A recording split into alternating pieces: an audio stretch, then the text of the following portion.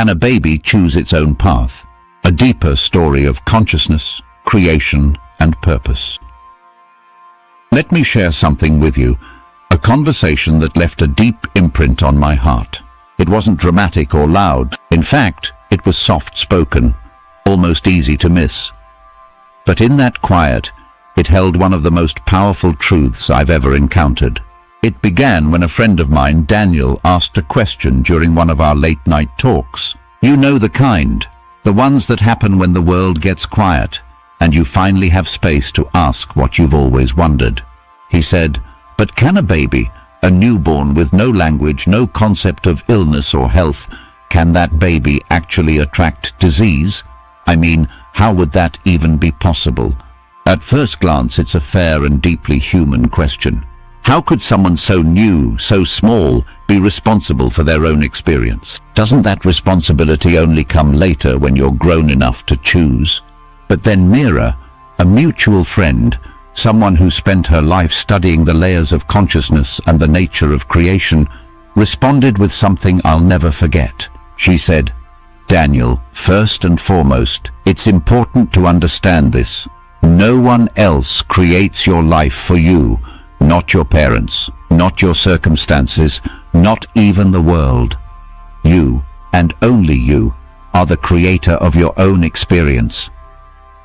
But here's the part that gets lost in translation, she continued. The you think of, the personality you see in the mirror, the one born to your parents, that version of you didn't start from zero. You, Daniel, are an eternal being, not metaphorically, literally. You've existed long before this life, and you'll exist long after it. This body, this lifetime, is just a chapter, not the whole book. She paused, letting it sink in. You came into this world not as a blank slate, she said, but with momentum, with preferences, intentions, and deep knowing carried from lifetimes of experience. So when a baby enters the world, they aren't starting from scratch. They're continuing a journey, and sometimes the journey they choose includes contrast, a body or situation that seems imperfect from our outside perspective. Daniel leaned in, intrigued but skeptical.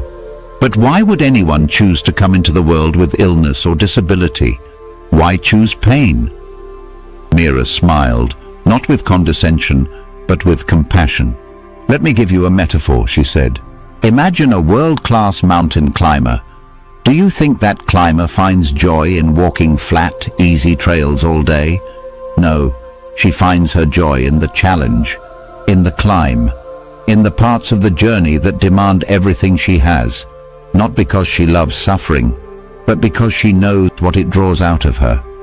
Strength, precision, focus, depth. In the same way, she explained, some of the most advanced conscious beings choose to incarnate into bodies or lives that offer great contrast, not as punishment, but as opportunity.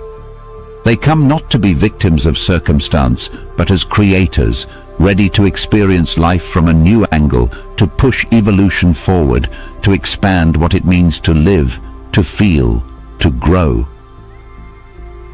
And then she said something that completely reframed how I saw babies, not just as helpless beings in need of our care, but as deliberate, powerful creators in their own right.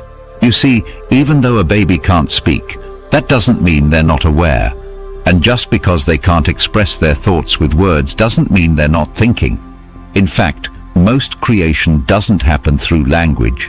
It happens through vibration, through energy, attention, and emotion. She went on.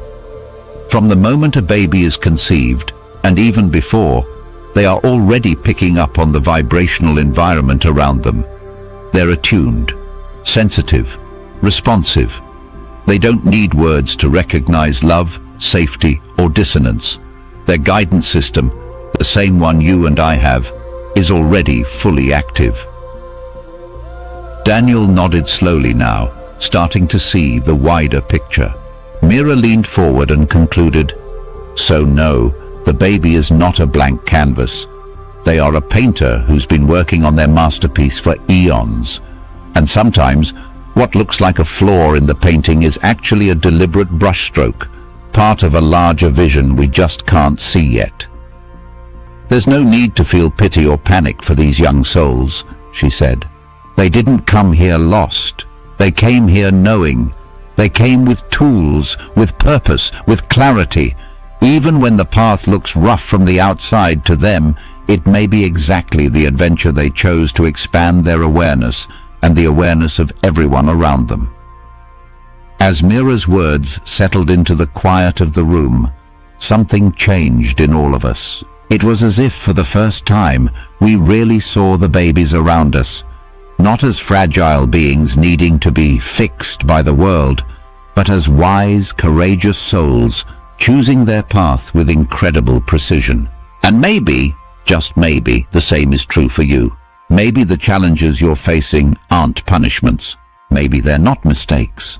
Maybe, on some deep and conscious level, you chose them because you knew what they would draw out of you, not to make you suffer, but to make you shine.